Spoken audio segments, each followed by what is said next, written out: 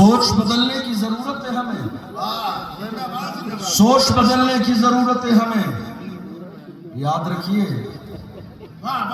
اللہ نے آپ کو غلامی کے لیے پیدا نہیں کیا ہے، اللہ نے آپ کو دری بچھانے کے لیے پیدا نہیں کیا ہے، خدا نے آپ کو فرش بچھانے کے لیے پیدا نہیں کیا ہے، کسی کی جے بجے کے نعرے لگانے کے لیے پیدا نہیں کیا ہے۔ ہم اعلیٰ حضرت کو ماننے والے ہیں۔ اعلیٰ حضرت کے پیر خانے سے سید العلماء نے فرمایا کسی کی جے بجے ہم کیوں پکاریں، کیا غرض ہم کو، ہمیں کافی ہے سید اپنا نعرہ یا رسول اللہ۔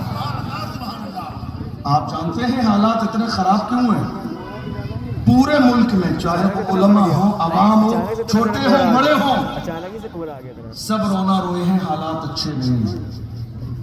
آپ جانتے ہو حالات اچھے کیوں نہیں ہیں؟ اس کی وجہ یہ ہے کہ جن کا ذمہ دار کوئی ایک ہو، لیڈر کوئی ایک ہو، سرپرست ایک ہو، سب کا مقتدی رہنما رہبر مرشد ایک ہو، وہ قومیں عزت پاتی ہیں۔ اور جہاں گھر گھر میں ہر شخص اپنے آپ کو قوم کا نیتا سمجھنے لگے، وہاں قومیں ذلیل و رسوا ہو جاتی ہیں۔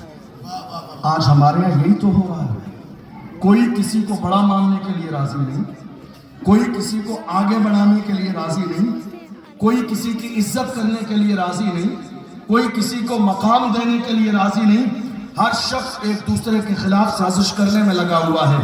پھر ہم یہ کہتے ہیں حالات اتنے زیادہ خراب کیوں ہیں، حالات اچھے کیوں نہیں ہو رہے ہیں، کوئی کسی کو ماننے کے لیے راضی نہیں ہے۔ ہر شخص کو فکر اس بات کی ہے میرا چہرہ چمک جائے، میرا نام آ جائے، اخبار میں میرا نام آ جائے، نیوز پیپر میں میرا فوٹو آ جائے، صدر مجھے بنا دیا جائے، سیکریٹری مجھے بنا دیا جائے، خزانہ میرے ہاتھ لگ جائے، سرپرست میں بن جاؤں۔ جس قوم میں سب کی فکر اور پردہ ایسی ہو، وہ قوم کبھی عزت کی زندگی نہیں گزار سکتی، وہ قوم کبھی ترقی نہیں کر سکتی۔ جو عہدوں کے لالچ میں ہو، جو منصب کے لالچ میں ہو، جو مقام کے لالچ میں ہو، جو فوٹو اور ویڈیو کے لالچ میں ہو، جنہیں اس بات کا لالچ ہو نیوز پیپر میں میرا بڑا نام آ جائے، نہیں میرے عزیز، دنیا کے کسی پوسٹر میں نام چھوٹا اور بڑا ہونے سے کوئی چھوٹا بڑا نہیں ہوتا ہے۔ بڑا وہی ہوتا ہے جسے اللہ بڑا کرتا ہے، بڑا وہی ہوتا ہے جسے پروردگار عزت دیتا ہے۔ پوسٹر میں یا اخبار میں نام چھوٹا ہونے سے شخصیت چھوٹی نہیں ہوتی ہے۔ اللہ جسے بڑا کرنا چاہتا ہے، دنیا کی کوئی طاقت اسے چھوٹا نہیں کر سکتی۔ ہمیں سوچ بدلنے کی ضرورت ہے۔ ہم نے کیا سمجھا؟ ایصال ثواب صرف دو چیزیں ہیں، کھانا کھلانا مالداروں کو اور مسجد میں لے جا کے قرآن رکھ دینا۔ توجہ ہے آپ کی؟ توجہ ہے بھئی آپ کی؟ چند منٹ گفتگو کروں گا، زیادہ دیر نہیں، بہت سردی ہو رہی ہے۔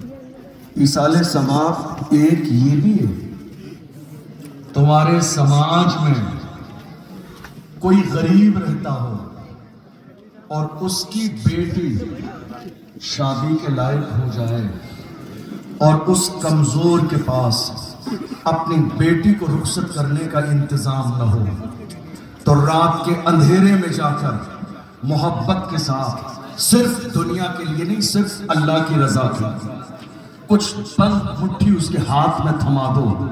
تم بند مٹھی دو گے اور تمہارے دینے سے کسی غریب کی بیٹی عزت کے ساتھ رخصت ہو جائے گی۔ میرا ایمان ہے اگر وہ دل سے ہاتھ اٹھا کے دعا کر دے گا، ہو سکتا ہے تمہارے والد کی مغفرت اس غریب کی دعا کی وجہ سے کر دی جائے۔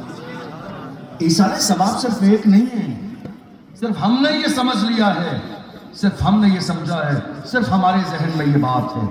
ہمیں اپنا دائرہ ذرا بڑا کرنے کی ضرورت ہے، دائرہ ذرا کشادہ کرنے کی ضرورت ہے، ذرا دین کے قریب آنے کی ضرورت ہے، ذرا سا اسلام پڑھنے اور سمجھنے کی ضرورت ہے۔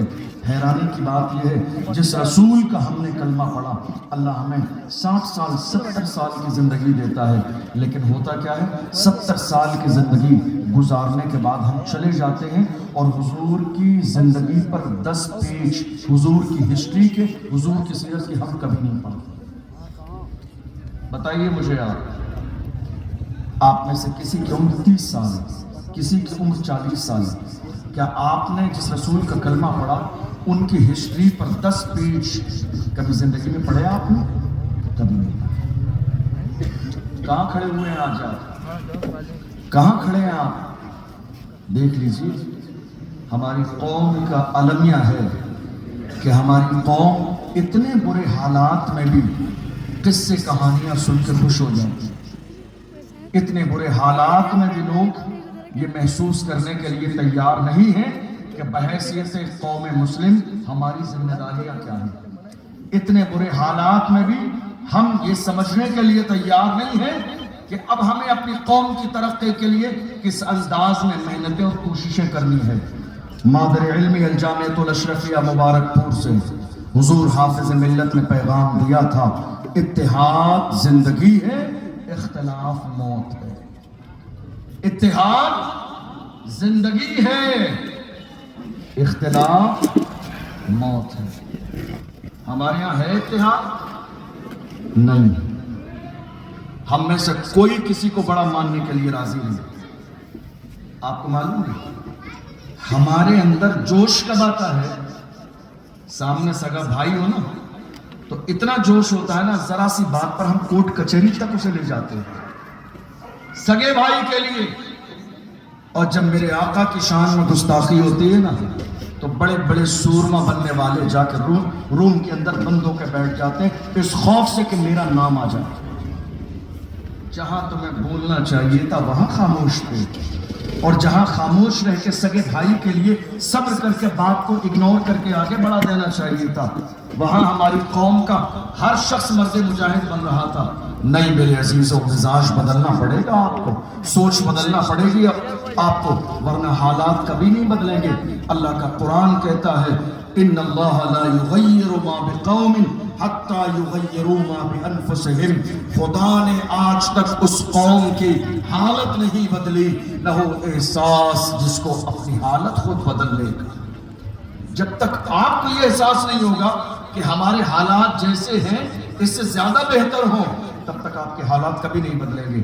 جب آپ یہ محسوس کریں گے حالات ہمارے بدلنا چاہیے اور اس کے لیے کوشش کریں گے، انشاءاللہ اسی دن سے آپ کے حالات کے بدلنے کا آغاز ہو جائے گا۔ ہمارے یہاں ہوتا کیا معلوم ہے آپ کو؟ ہمارے یہاں آج پابندی ہے حق بولنے پر۔ کیا ہے؟ توجہ ہے آپ کی؟ حق بولنے پر۔ کس کے حق بولنے پر؟ علماء کے حق بولنے پر، اور کسی کے بولنے پر پابندی نہیں۔ سب پابندی لگا رہے ہیں صرف علماء اکرام کی زبان پر، بس حضرت آپ نہیں بولنا۔ مسجد میں کمیٹی پابندی لگا دیتی، حضرت شراب کے خلاف تقریر من نہیں کرنا، جو کہ ایک شرابی بھی ہے رسید کٹوانے والا، زانی کے خلاف تقریر نہیں کر دینا۔ محلے میں ایک زانی بھی رہتا ہے، سود والے کے خلاف تقریر نہیں کرنا، لوگ ناراض ہو جائیں گے۔